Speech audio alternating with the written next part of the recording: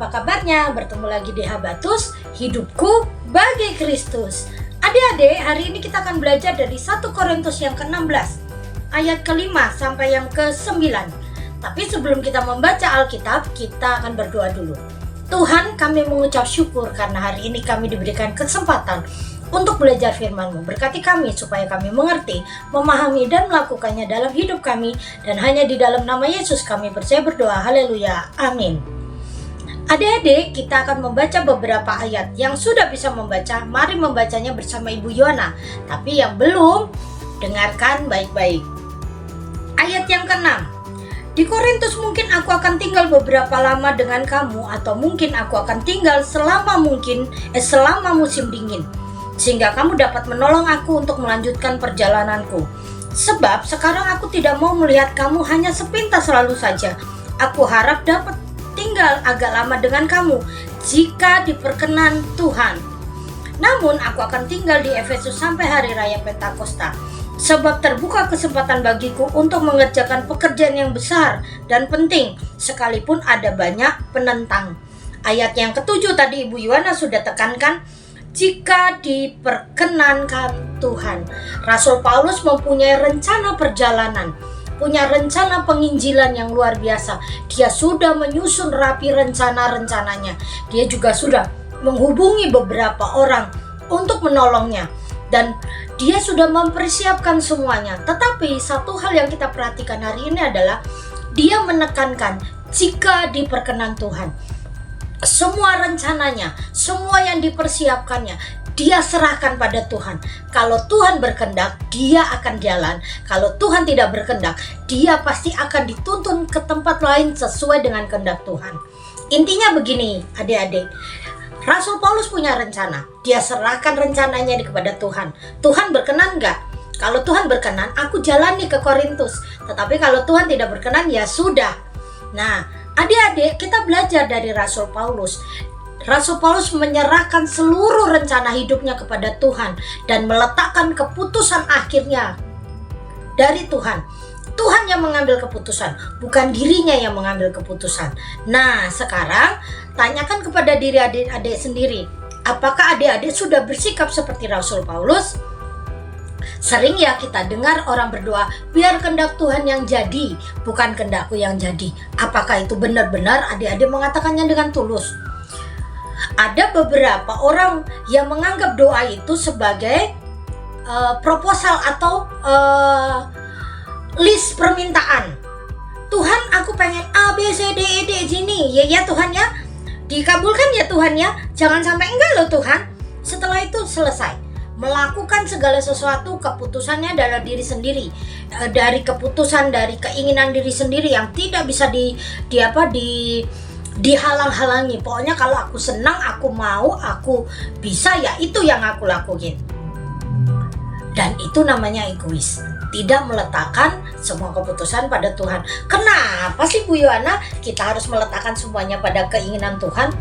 Kenapa kira-kira? Alkitab mengatakan rancangan Tuhan adalah rancangan damai sejahtera, bukan rencana kecelakaan. Dia akan mendatangkan hari depan yang penuh dengan harapan. Jadi yang memegang masa depan, yang memegang kemujuran, yang memegang kelancaran hanya Tuhan. Jadi engkau harus menyerahkan rencanamu hari ini kepada Tuhan. Kalau pagi-pagi berdoa enggak? Tuhan, hari ini aku mau sekolah, aku ada ulangan Pancasila, aku ada ulangan gini, aku sedang punya masalah dengan temanku, Tuhan tolong aku. Itu namanya kau meletakkan semua rencana hidupmu kepada Tuhan. Dan saat itu juga Tuhan akan menuntunmu. Tapi Rasul Paulus juga bilang, wah, walaupun di sana banyak tantangan, aku akan datang. Rasul Paulus tahu rencana ini mendatangkan tantangan. Rencana ini banyak sekali hambatannya. Tetapi dia tahu kalau Tuhan yang mengutus, Tuhan yang memimpin, halangan, rintangan, masalah itu pasti bisa dilewati. Ada lagunya kan, bersama Yesus lakukan perkara besar, bersama Yesus tidak ada yang sukar. Nah, adik-adik juga belajar ya dari Rasul Paulus. Serahkan semua keinginanmu, kerinduanmu, rencana hidupmu, apa yang kau lakukan kepada Tuhan. Tetapi engkau juga harus berkata gini, Tuhan, kalau Tuhan berkenan, ini jadi. Kalau Tuhan tidak berkenan, aku akan belajar taat. Aku akan belajar tunduk. Nah, kita belajar ya dari Rasul Paulus. Bagaimana begitu besarnya Rasul Paulus ya. Dia rasul yang hebat, tetapi dia punya ketundukan yang luar biasa kepada rencana Tuhan. Adik-adik pun harus belajar ya, tidak boleh egois. Bukan hanya kepada Tuhan, tapi juga kepada teman-teman yang lain. Jangan memaksakan keinginan, hanya mau didengar tapi tidak mau mendengar. Hanya mau terus berbicara, tetapi tidak mau memberikan orang lain berbicara, menyampaikan pendapatnya. Itu egois. Orang-orang seperti ini pasti orang-orang yang tidak punya teman. Siapa yang mau berteman dengan orang-orang egois? Pasti tidak ada yang mau. Nah, adik-adik juga harus belajar supaya adik-adik mau mendengarkan orang lain, memberikan kesempatan orang lain berbicara atau berdiskusi, mencari satu keputusan bersama yang bukan saling menguntungkan, tetapi ini yang terbaik untuk semua orang. Nah, adik-adik, kita belajar dari Rasul Paulus ya, mempunyai relasi yang kuat dengan Tuhan Yesus. Dia intim, dia dekat, dia menganggap Yesus adalah sahabat, pemilik sejatinya hidupnya, pemilik sejati hidupnya Rasul Paulus. Dan Tuhan adalah pengambil keputusan dalam hidupnya Rasul Paulus. Kita belajar dari situ. Dan yang kedua, Rasul Paulus mempunyai hubungan relasi yang baik dengan orang-orang sekitarnya.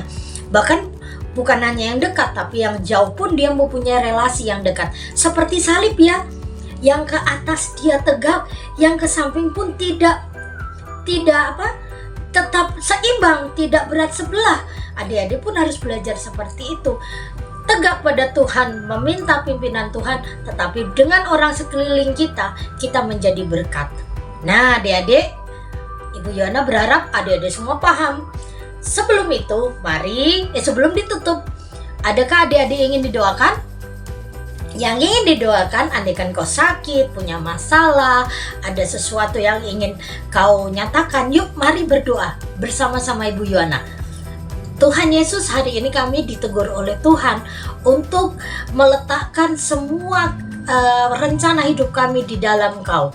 Biar rencana Tuhan yang terjadi, bukan rencana kami yang terjadi. Mohon ajari kami tunduk pada rencana Tuhan. Bila saat ini adik-adik yang sedang menyaksikan tayangan Habatus ini ada sesuatu yang berat di hatinya, Tuhan tolong jawab. Yang sakit Tuhan sembuhkan, yang susah Tuhan hiburkan, yang kekurangan Tuhan cukupkan. Dan di dalam nama-Mu yang kudus, semuanya ada solusinya dan semuanya pasti Tuhan tolong. Dengan kemurahan hati-Mu, dengan kasih sayang-Mu, Tuhan pasti akan memimpin hidup kami. Dan hanya di dalam nama Yesus kami percaya berdoa. Haleluya. Amin. Sampai bertemu lagi di Habatus, hidupku bagi Kristus. Dah.